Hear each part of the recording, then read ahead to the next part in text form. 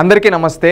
జగన్మోహన్ రెడ్డి గారు ఈరోజు ఒక ప్రెస్ కాన్ఫరెన్స్ పెట్టి నిన్న జరిగిన కొన్ని సంఘటనల గురించి మాట్లాడుతూ ఒక మాట అన్నాడు. అది చూస్తే ఇతను రాజకీయ నాయకుడిగా ఉండడానికి అర్హత లేదు అని రాష్ట్ర ప్రజలందరూ అంటున్నారు. ఒక్కసారి విందాం ఇతను ఏమంటున్నాడు.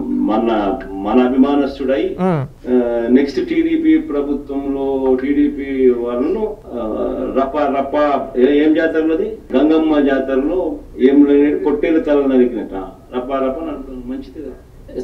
ఏమంటున్నాడు, నిన్న వాళ్ళ పార్టీ కార్యకర్తలు కొంతమంది ఈ ఫ్లకార్డ్స్ పెట్టుకొని నరుకుతాం చంపుతాం అని చెప్పి అంటూ ఉంటే ప్రజల్ని ఉద్దేశించి అదేవిధంగా తెలుగుదేశం పార్టీ నాయకులను ఉద్దేశించి ఈ విధంగా పెట్టుంటే ఒక బాధ్యత గల పార్టీ అధ్యక్షుడిగా దాన్ని ఖండించాలి, లేదా నచ్చజెప్పాలి, క్షమాపణ చెప్పాలి. అవి చెప్పకుండా నిస్సిగ్గుగా ఏమంటున్నాడు, నరుకుతారు మంచిదే కదా. అసలు ఇలాంటి వ్యక్తి ప్రజాస్వామ్యానికే పెను ప్రమాదం. ఏమంటున్నాడు, ప్రత్యర్థి పార్టీ వాళ్ళని ప్రజల్ని చంపుతారా? నీకు అధికారం దాహం ఏంది? నువ్వు కోట్లు సంపాదించుకొని ఫోన్ ట్యాపింగ్లు చేసుకునేదానిక జగన్మోహన్ రెడ్డి? ప్రజలకు మంచి చేసి దాని గురించి అడగాలి కానీ ప్రజా సమస్యల గురించి మాట్లాడాలి కానీ అవుట్ గురించి మాట్లాడకుండా ఈరోజు నిన్న అది జరిగితే తప్పుని సమర్థించుకుంటూ నిస్సిగ్గుగా ఏమంటూ ఉన్నావు, నరుకుతాం తప్పేముంది అంటున్నావు. సిగ్గుచేటు జగన్మోహన్ రెడ్డి గారు. మీరు ఎమ్మెల్యేగా ఉండడానికి కూడా అర్హత లేదు, కోల్పోయారు. ఎందుకంటే అలాంటి మాటల ప్రజాస్వామ్యంలో ఆంధ్రప్రదేశ్ రాష్ట్ర ప్రజలు ఒక్కసారి ఆలోచించండి. మనకు 5 ఏళ్ళు ఒక రాక్షసుడు ముఖ్యమంత్రిగా ఉన్నాడు. మనం ఓటేసి ఓడించినా ఇతను ఏం జరుగుతుంది, ఇంకా మళ్ళీ మేము వచ్చి చంపుతామని చెప్తున్నాడంటే ఇలాంటి వ్యక్తి రాజకీయాల్లో ఉండడానికి అర్హత ఉందా? ఇప్పుడు రాష్ట్ర ప్రజలు కూడా ఒకటి ఆలోచించాలి.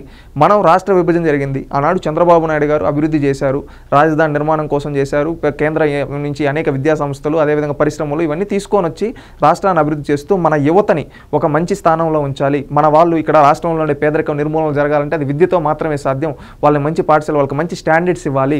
మనం ఇక్కడికి పరిశ్రమలు తీసుకొని వస్తే మన వాళ్ళు బయటికి వెళ్లకుండా ఇక్కడే పని చేసుకుంటారు, ఇక్కడే పని చేసుకొని సెటిల్ అవుతారు అని చెప్పి ఈ విధంగా చేసి అన్ని పెడితే ఇతను ఏమన్నాడు, ఒక్క అవకాశం ఇవ్వండి అన్నాడు. ఒక్క అవకాశం వచ్చిన తర్వాత రాష్ట్రంలో ఏం చేశాడు, రౌడీజం చేసి గుండాయుధం చేశాడు. అందుకని ప్రజలు మనందరం కలిసి ప్రజాస్వామ్యబద్ధంగా ఇతన్ని ఓడించాం.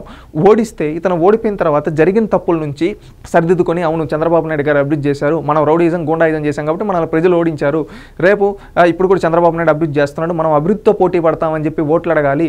అంతేగాని ఈ విధంగా రౌడీజం చేయకూడదు అని చెప్పి తెలుసుకోకుండా ఇంకా ఏమంటా ఉన్నాడు, అవును నరుకుతాం చంపుతాం ఇలాగని అంటే నేరస్తుల్ని ప్రోత్సహిస్తూ ఇతను ఏం మెసేజ్ ఇస్తున్నాడు? ఇలాంటి వ్యక్తి రాజకీయాల్లో ఉన్నాను కనుక ఇతను ప్రజాస్వామ్యానికే పెను ప్రమాదం. చంద్రబాబు నాయుడు గారు ఇతని పైన లీగల్గా యాక్షన్ తీసుకోవాలి. ఎందుకంటే ఓపెన్గా స్టేట్మెంట్ ఇస్తున్నాడు, నరుకుతాం చంపుతామని. ఎవరు నరుకుతారు? ఎవరు? ఒకరిని చంపే అధికారం నీకు ఎవరిచ్చారు? ఒకరిని ప్రాణాలు తీసే అధికారం నీకు ఎవరిచ్చారయ్యా? ఇతనికి ఏమంటే మన దృష్టిలో నరకడం చంపడం అంటే తప్పవచ్చు, కానీ ఈయనకి తప్పు కాకపోవచ్చు. ఎందుకంటే గతంలో వాళ్ళ సొంత చిన్నానని తన పక్క నుండి అవినాష్ రెడ్డి హస్తం ఉంటేనే పక్కన పెట్టుకొని అవినాష్ పిల్లోడు ఏదో తెలుసో తెలియకో అన్నట్టు మాట్లాడుతూ ఎవరైతే వాళ్ళ కూతురు సునీత గారు ఉన్నారో ఆమె పైనే క్యారెక్టర్ అసాసినేషన్ చేశాడు. అంతకుముందు ఎలక్షన్లో వీళ్ళే చంపించి నాటకాలు ఏ విధంగా ఆడాడు. చంద్రబాబు నాయుడు గారిపై నారాసుర రక్త చరిత్ర అని చెప్పి ఆర్టికల్ వేయించి రాజకీయంగా లబ్ధి పొందాడు ఈ జగన్మోహన్ రెడ్డి. అంటే ఇతను ఏం చేస్తున్నాడు, రాజకీయం అనే ముసుగును దొడుక్కొని ఒక నేర చరిత్ర గల వ్యక్తుల్ని ప్రోత్సహిస్తూ ఉన్నాడు. నేరస్తుల్ని, సమాజంలో నేరస్తుల్ని, గంజాయి బ్యాచ్ని, అదే బ్లేడ్ బ్యాచ్ని ప్రోత్సహిస్తూ ఉన్నాడు ఈ జగన్మోహన్ రెడ్డి. ఓపెన్గా ఒక నాయకుడు అనేవాడు ఎవడన్నా తప్పు చేస్తే హెచ్చరించాలి, కానీ ఆ నాయకుడే తప్పు చెయ్యండి అని ప్రోత్సహిస్తున్నాడంటే ఇతనికి ఏ అర్హత ఉంది? ఒక్కసారి రాష్ట్రంలో ఉండే ప్రజలందరూ ఆలోచించాలి. ఇలాంటి వ్యక్తులు రాజకీయాల్లో ఉండడానికి అర్హత లేదు, కోల్పోయాడు. ఎమ్మెల్యేగా కూడా అర్హత లేదు. వీళ్ళ కుటుంబ చరిత్ర ఏంటి? గతంలో ఏదైనా మారుతారేమో అనుకుంటే మారడం. వీళ్ళ తాత రాజారెడ్డి గారు ఏం చేసేవాళ్ళు, బ్రిటిష్ వాళ్ళకి బీఫ్ కాంట్రాక్టర్గా పనిచేశారు. వీళ్ళ నాన్న రాజశేఖర్ రెడ్డి గారు ఆ రోజు ముఖ్యమంత్రి పదవి కోసం డైరెక్ట్గా హైదరాబాద్లో మత కల్లోహాలు లేచుకుంటే ఎంతోమంది ప్రాణాలు తీశారు. అది సాక్షాత్తు ఆనాడు ముఖ్యమంత్రిగా ఉన్న చెన్నారెడ్డి గారు చెప్పారు. ఆ తర్వాత దేశం గర్వించదగ్గ ప్రధాని పివి నరసింహారావు గారి సభలో వీళ్ళ తండ్రి చెప్పులేపిచ్చాడు.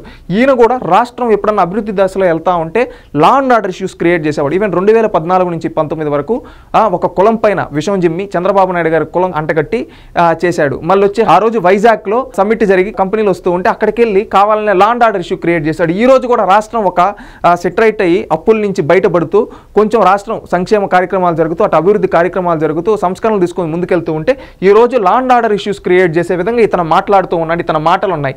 ఇలాంటి వ్యక్తి పైన కేసు ఎందుకు బుక్ చేయకూడదు? ఇలాంటి వ్యక్తిని కేసు బుక్ చేసి ఇలాంటి వ్యక్తిని రాజకీయంగా ఎలిమినేట్ చేస్తేనే రాష్ట్రం బాగుపడుతుంది. ఎందుకంటే ఇలాంటి వ్యక్తి రాజకీయాల్లో ఉండడానికి అనర్హుడు. ఈరోజు ప్రాణాలు తీసేస్తామని ఓపెన్గా చెప్తున్నాడంటే ఇలాంటి రాక్షసులు రాజకీయాల్లో ఉండడానికి అర్హత ఉందా? నువ్వు రాజకీయంగా విమర్శించు, సంక్షేమ కార్యక్రమాల గురించి విమర్శించు, అభివృద్ధి కార్యక్రమాల గురించి నిర్మాణాత్మకమైన విమర్శలు చేయండి. అంతేగాని ఈ విధంగా ఎట్లా పడితే అట్లా నోటికొచ్చినట్టు చంపేస్తామంటూ ఉన్నారంటే ఇలాంటి వ్యక్తి రాజకీయాల్లో ఉండడానికి అనర్హుడు నా ఉద్దేశం. రాష్ట్రంలో ఉండే యువత ఆలోచించండి.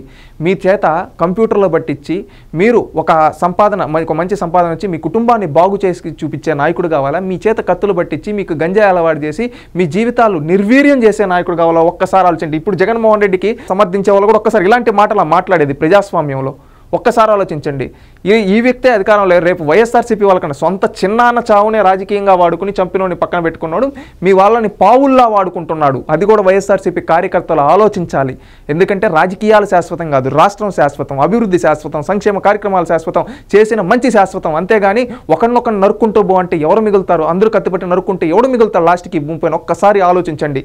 ఇలాంటి వ్యక్తిని రాజకీయాల నుంచి మనం తరిమి కొడితేనే రాజకీయాలు బాగుపడతాయి, రాష్ట్రం బాగుపడుతుంది. ఇలాంటి వ్యక్తి రాజకీయాల్లో ఉన్నన్ని రోజులు ఈ విధంగా రాజకీయం అనే ముసుగును దొడుక్కొని నేరస్తులకు అండగా నిలబడుతూ అదేవిధంగా సమాజంలో law and order issue create సమాజాన్ని పొల్యూట్ చేస్తున్నారని నా ఉద్దేశం. ఇది ప్రతి ఒక్కరు గ్రహించండి.